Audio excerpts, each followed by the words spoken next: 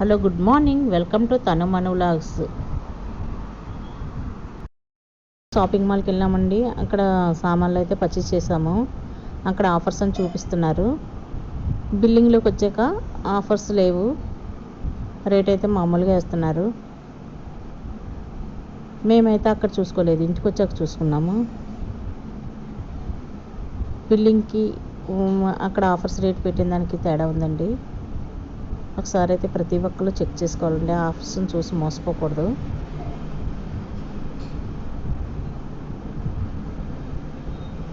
Offers అని అక్కడ counter పెడుతున్నారు, కానీ అది మాత్రం అడిగితే ఒకలాగా, అడగకపోతే ఒకలాగా. ఒకసారి అయితే మా పాప అడిగిందట, అడిగితే వెంటనే billing మార్చేశారట.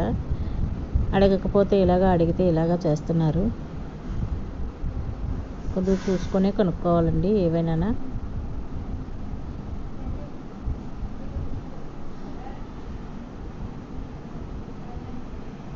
Please like, share and subscribe.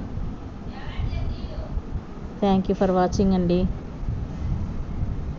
మేము చేసిన షాపింగ్ అయితే ఇదండి.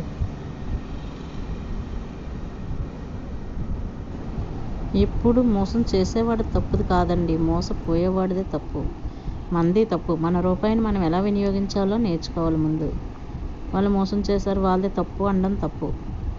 మనదే తప్పు. మన రూపాయిని మనం ఎలా వినియోగించుకోవాలో మనం నేర్చుకోవాలి ముందు, తర్వాత వాళ్ళని తప్పు అనాలి. ఆ ఆఫర్స్ని చూసి మనం మోసపోకుండా మనం జాగ్రత్తలో మనం ఉండడం చాలా మంచిది. అది నా అభిప్రాయం అండి.